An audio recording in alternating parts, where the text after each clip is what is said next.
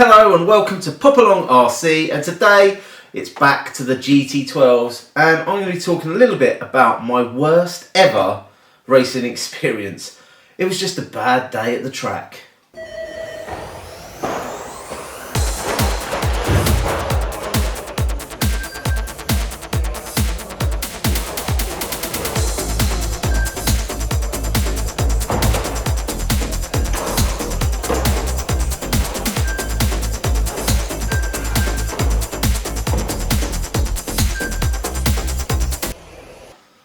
So as you can see, I've been out again with my £40 bargain of a chassis that I bought. I've added a new shell, which is this one here.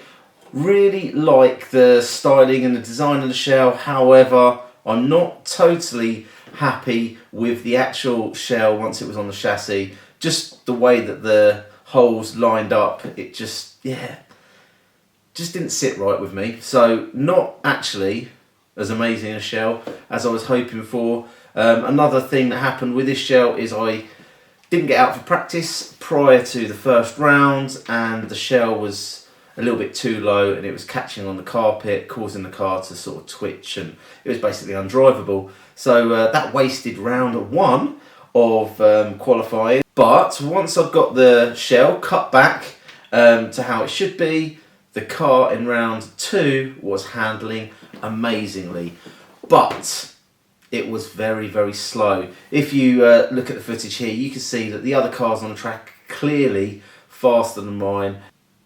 So down the straight they were gaining about 3 or 4 meters and their cars were traveling a lot quicker. So I needed to pick up the pace of this car, and the way I chose to do that was change the pinion. However, the ESC did not like it. Now, the car actually ground to a halt by the end of racing, so I only managed about 5 laps in the final, and I had an electrical fault. It's not the first time we've had electrical faults on the channel. If you remember back to our MTC videos from when we were at the MTC Nationals, we had an issue with a fan which was shorting out the ESC and cutting the car out. So first thing I did was remove the fan. That didn't seem to solve the problem. I then tested another receiver in the car. Receiver wasn't the issue. And after some testing of multiple motors, multiple sensor cables, different receivers, I came to the conclusion that it was the ESC which had gone kaput. So the ESC I was running in this car was the Core Pace 45, which they no longer make. They do, however, make this one here, which is the Core RC Pace 95R, which is a 1S speed control. So I'm going to pop this into this car and see what difference it makes. So inside the box, nicely packaged. This is a sturdy old box, this. Very nice indeed. We pop that open, and in here we have got our ESC. So this one comes with capacitors already attached. We've got wires already attached to the ESC. So let's get this soldered into the car and see how it all works. Okay, so we have got our ESC, the Pace 95R, with built-in capacitors, and we have our motor. So this is the Thunder Power Racing Z3R. This is a motor I have used in the past. It has got timing on it.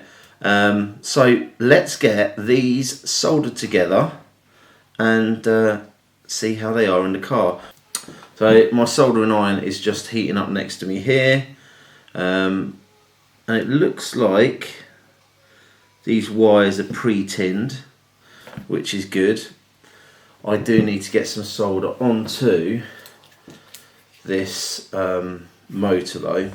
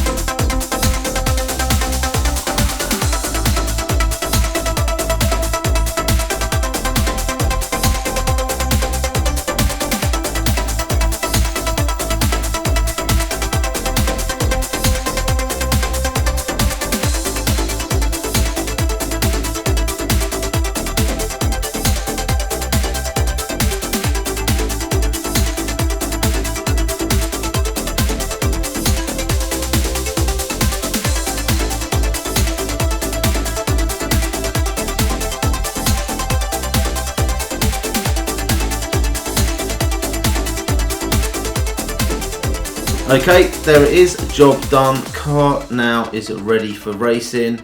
It's pretty much all done there. So we have got the motor in, battery in, the new ESC is here. Got the capacitor on top of the receiver by the servo there. I just need to sort out this wire, tidy it up. Maybe I'll just thread it through there for now.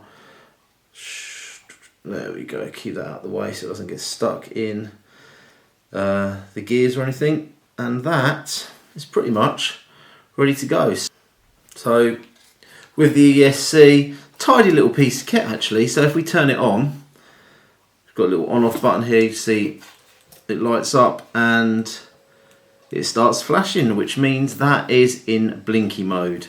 Blinky mode means there's no turbos or any gains programmed in, so it's pretty much, it's running sort of a stock setup. If I want to adjust the ESC and add a bit of turbo and things like that, I am going to have to purchase a program card, which I think is about £20 for this ESC. I'll see how I get on at the weekend, whether it's going to be yet another investment that I need to add to this, what was a very cheap car to start with. So yeah, it's starting to tot up like it often does. We start out with good intentions with our RC hobby and we slowly keep adding and adding to it until we end up with a car that is far from cheap and simple. I have actually got myself another set of tyres after chunking the tyres at the last race, so hopefully we have a better week next week. So I look forward to getting this out on the track and seeing how it performs.